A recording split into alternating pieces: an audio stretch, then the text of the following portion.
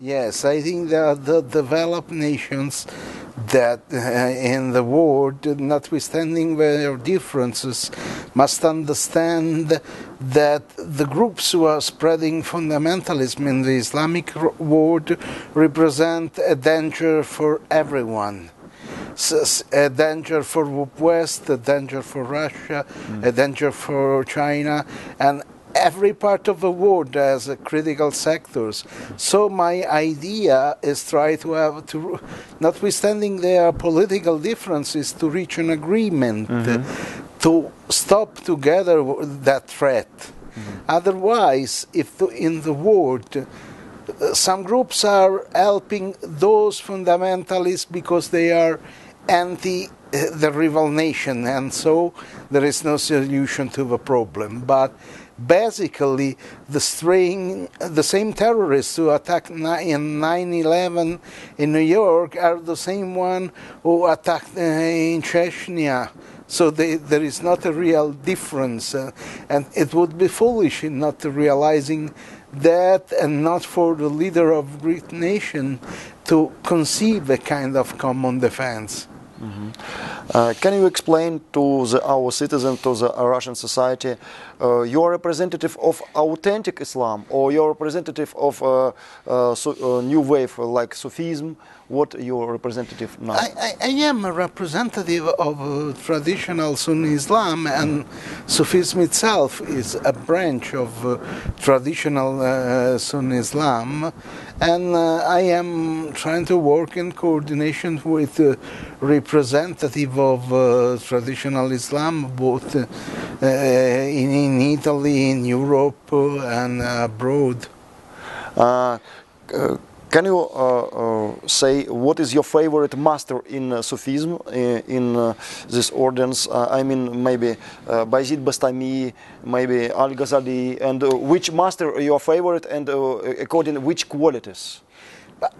As mine interest is Ibn Arabi, but I realize that it is another which is quite difficult to study, and that before studying it is better for someone to have a complete curriculum of Islamic studying instead of starting to study Sufism with Ibn Arabi.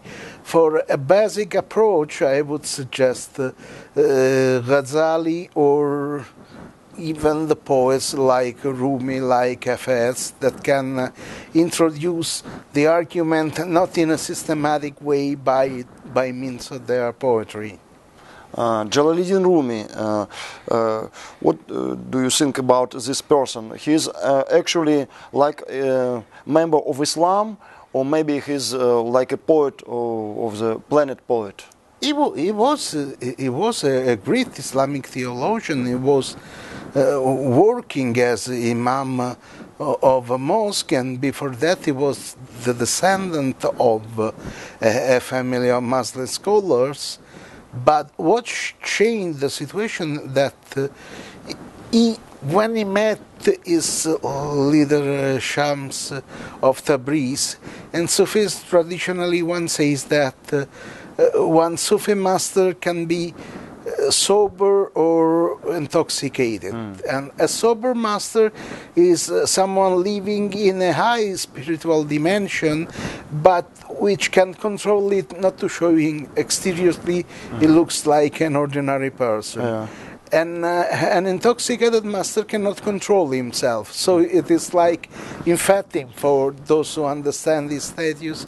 And that was the result, that Rumi was a great scholar, has been a big scholar with a huge library.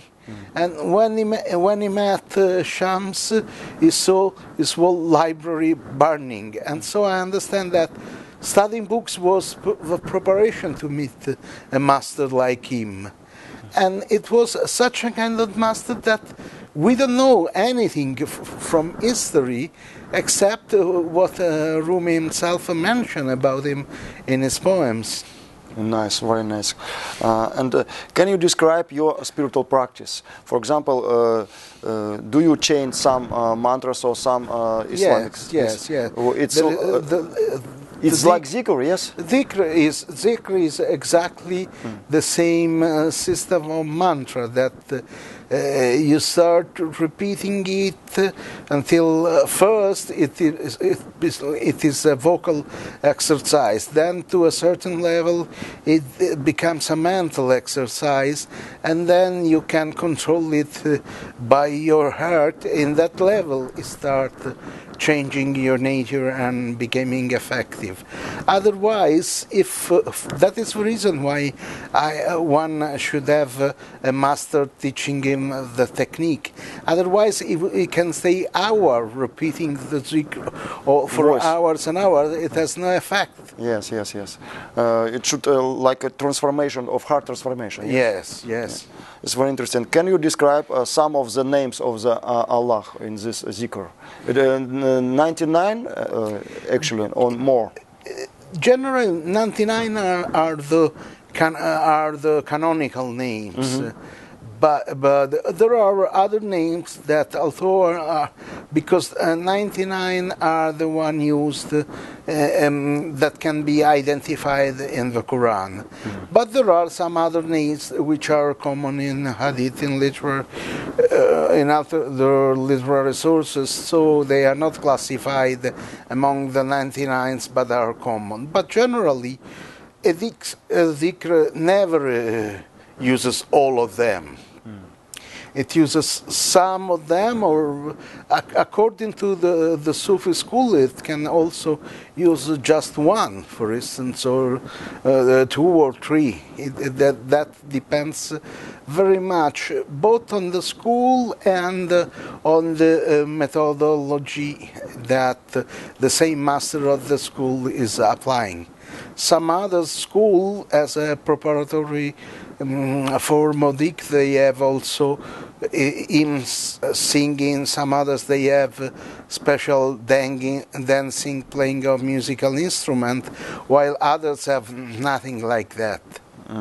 The dervish dance is just the most famous, but there are other forms of dances which are not whirling dancing but just moving, which are also common in other parts of the world. That because that Sufism spread, taking into consideration the kind of culture of literature and even of music and dancing which exists in the country. So in North Africa, you have Sufi music using drums, or while in Persia, Turkey, you have more music using the flute. Right. Yes, very interesting. And this dervish dancing, it's like a mystical practice, mystical exercise. Yes. That is the special way of assembly in the Sufi school of Rumi. Rumi, yeah. Yes, but and in some which was the technique that he conceived when his master died, to express this communication of his teaching, that the dancers are becoming like planets revolving all together around the same soul, and then they start the collective dhikr at the end of the dance. Very interesting. And next question, please can you describe that according your vision, according your opinion, Allah is a person? Does he has some person qualities? Allah. It shows to us like having some personal qualities, because otherwise it will be impossible for us to have an approach. But from a higher point of view, there is a knowledge of God which is totally impersonal, that even the person becomes like the mirror that you need to see it. And it is, of course, another kind of expression that the dhikr should mean should be the means to guide you to that what is called the level of essence, which is not personal. But in some cases, generally, great Sufi sheikhs, when they hear someone, I am meditating on. There is a case, it's famous, someone is disciple, and he asked him, what are you doing? And the disciple said, I am meditating upon the essence of Allah. And the master said, don't do that, because you will never be able. Meditate upon His names, His creation, His attributes, His mercy. You can do it. But to understand this essence, you must be to a higher level to understand it. Does Allah has any beauty? Yes. Beauty, yes? Yes. Beauty of creation only?